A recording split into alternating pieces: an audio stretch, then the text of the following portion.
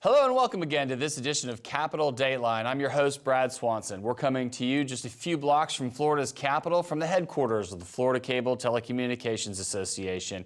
I am once again joined by the executive editor of the News Service of Florida, one of the most insightful news organizations in the whole state of Florida. Jim, welcome. I thought it was the world. The world, the world. Thank you. Yes, the world. So 2 weeks to go, 14 days and counting. Nothing but friendship and daisies and, concessions happening all over the place.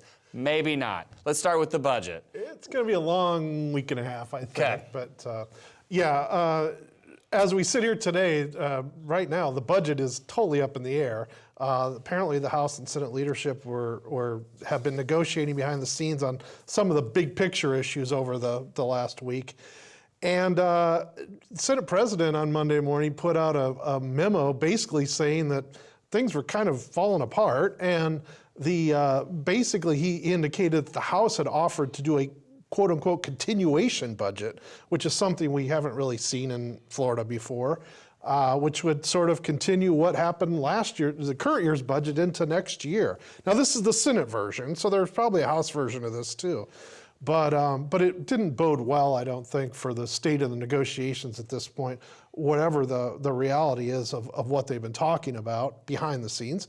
And so, the Senate president indicated they're going to continue working and try to get a budget out before the May 5th end of session. But I think the reality, whatever's been going on behind the scenes, is that their time is really running short. They should already be into formal conferences at this point and moving forward on a lot of the budget details, and they haven't made it to that point yet. I mean, there's an initial process called allocations that, they reach agreement on some of the really big picture numbers, and then the conference committees come in and deal with the details, and they haven't gotten the big picture worked out yet. So, the reality is, by law, that they have to have a budget on the desks to get out on May 5th, which is a Friday. They have to have it on the Tuesday, May 2nd. They have to have a completed budget on the desks of legislators Tuesday, May 2nd. So 8 days, no problem. That's right. I mean, it's fully functioning legislature. It is possible. I mean, rabbits get pulled out of hats all the time, but it's not out of the realm of possibility. But time is really running short. And if things are as tense behind the scenes as this memo seemed to indicate, that doesn't help things either. Well, you mentioned behind the scenes. Is there any policy, any budget concessions that are leaking out yet from behind the scenes, or are they still just stopped? Well, it's a little bit hard to tell, actually. The other part of it is that whatever they've talked about behind the scenes, even if they've reached agreement on one part, it's sort of fluid because they may have to change it going forward. Right. So, I mean, they have to deal with big issues like education funding, higher education funding, tax cuts. They have to take into consideration what they want for tax cuts. And, the Senate really hasn't tipped its hand in terms of how much it's willing to go along with tax cuts. The House does have a tax cut package. There are issues like President Negron wants a bunch of money for his Everglades area project. Right. The House wants $200 million for a charter schools of program, Schools of Hope program that they is a priority. So there's a lot of big pieces out there. Well, let's talk about probably or possibly one of the factors that caused a major delay, and that was Senator Artilli's resignation last week. Well, it definitely took a lot of oxygen out of the legislature. Senator Artilli's last Monday night made some very vulgar and racial slurs at the governor's club, and two African American senators, and it became public the next day. The Miami Herald and the Florida Times-Union reported it, and from then it just took on a life of its own. And it really kind of slowed down everything because everybody was focused on, well, what's Artilli's going to do? Is he going to stay in the Senate? I think Senate leadership was sort of distracted by it because they were trying to figure out how to handle it. In the end, Senator Artilli's apologized on the Senate floor. But he also, in talking with reporters afterwards, indicated, well, a lot of this is politically motivated. So and then the Senate president orders an inquiry, appoints his general counsel to inquire about it. Then Senator Artiles hires a lawyer who throws a bombshell into it with a very combative approach to the issue. And then on Friday, Senator Artiles resigns. So there's just there was a lot of going on last week with this issue, and it distracted, I think, not only the Senate. I think there's a lot of lobbyists who were distracted too. I mean, Senator Artiles is carrying bills. A lot of lobbyists were worried about it. There's issues about whether legislation can get through committees because he's not there anymore.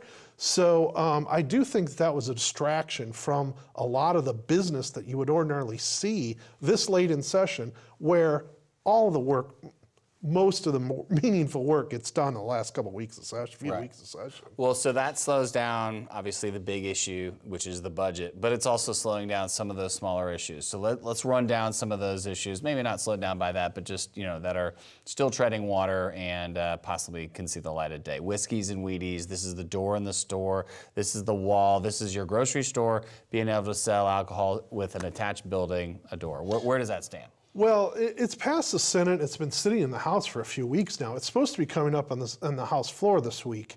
There are differences about the details of the bill. And there is has been for a couple of years, a lot of lobbying on this issue. You got Target and Walmart wanting to end this Prohibition-era law that prevents them from selling liquor in their stores. And you got Publix and ABC and some others on the other side. So there are differences. One of the issues in this debate has been whether what precautions or measures need to be taken to prevent minors from being able to sell or get liquor if the law is changed. And I think that's been a big sticking point in terms of trying to reach agreement on an end product, the bill. This bill always moved. I mean, it was barely passing House committees all the way along. So it's been controversial throughout the House process. But it's been sitting on the floor, sitting in the House, full House, for the past couple weeks, 2 or 3 weeks. So we'll see this week whether they can get it out of there and whether they can reach agreement with the Senate on a final version. Okay. All right. So we go from that to the medical marijuana implementing bill. That's up this week. And I mean, are we seeing medical marijuana moving to reality? It's a constitutional amendment. It has to happen. What are you seeing? I mean, there was a lot of just people really digging their heels in and standing on their initial grounds, but are they coming together? Well, neither chamber has passed a bill out of their full chambers yet. They're still in committees. So I expect they'll probably be going to the House and Senate floors later this week, maybe early next week. They're still far apart. I've always thought that they would reach agreement on this. I mean, there was a constitutional amendment passed in November. That constitutional amendment gives the legislature the responsibility to pass an implementing law to carry it out. And there are issues about how many companies should get licenses to be able to process and sell and grow the product. I mean, there's a lot of fighting going on about that issue. But I tend to think that there is some middle ground on those issues.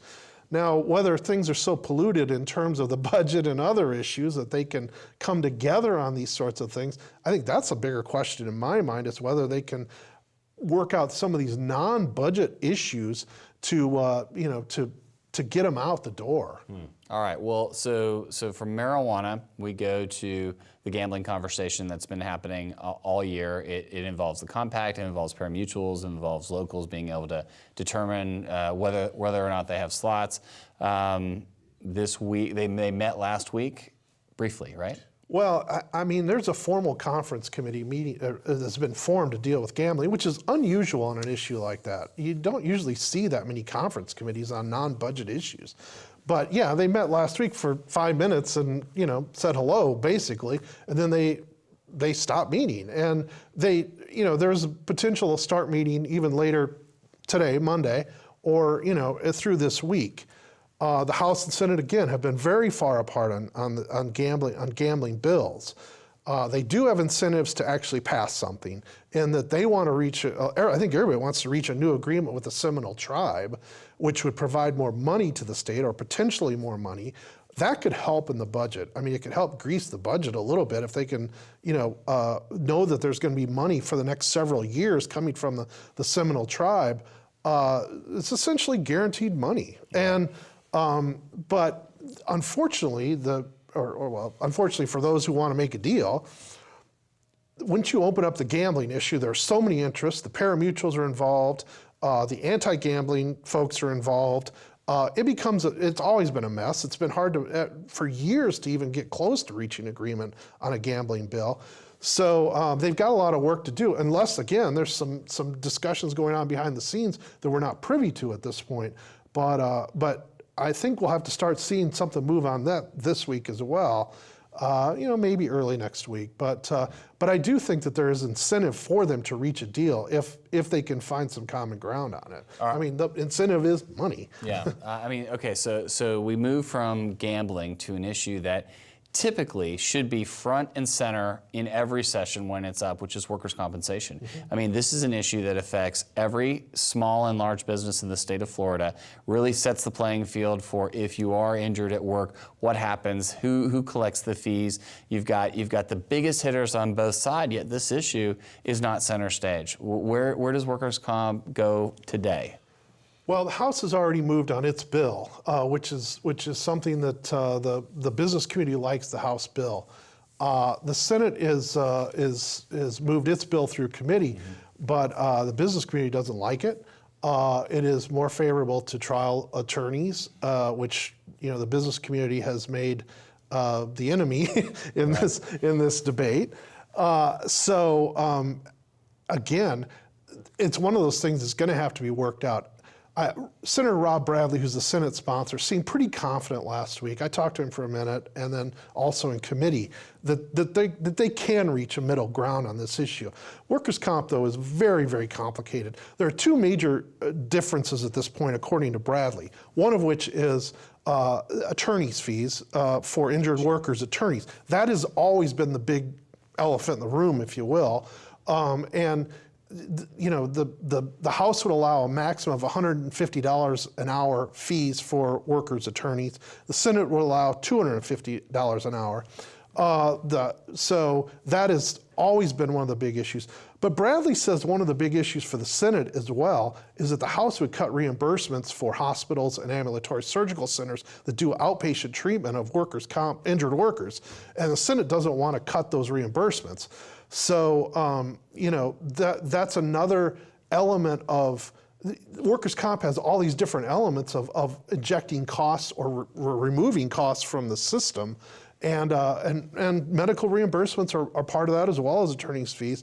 So those are the kinds of things, if you don't cut reimbursements and you have more attorney's fees, then your insurance rates are probably not going to go down as much, and that's what the business community wants, is lower rates. Yeah, well, we can expect that issue just to start heating up. I mean, the key issues these last 2 weeks is when everything that has to move starts getting all the pressure, because, I mean, literally, the faucets get turned on, the pressure cooks up. This is when things happen. Well, and I think things like I do think things like medical marijuana, workers' comp, some of those issues, they can work out. Yeah. I mean, we see this every year. They kind of go to the brink, and then they cut their deals and get out. Budget's harder, gambling's harder, so we'll see where things wind up a week and a half from now. Yeah. Well, I think so. We think about session. That's what we're here to discuss. But if we think about the state of Florida right now, Governor Scott hasn't been in the legislature lobbying. He's been out visiting areas where wildfires have been terrorizing Florida. I mean, we've got friends and family all across Florida that are being affected by this. How do we see the response going right now? Well, I think this sort of hit home for Governor Scott in a way, because a lot of the major problems have happened in Collier County and Southwest Florida, where he lives. So, he was down there over the weekend and, trying to help marshal the resources. But there's pretty severe problems in a lot of the areas of the state. Polk County, another, in Central Florida, which is considerably north of Collier County, they have a lot of problems. So it's dry out there. And I think we saw the governor last year during these hurricanes also. He has been very forceful in terms of trying to get out in front of these and to show leadership.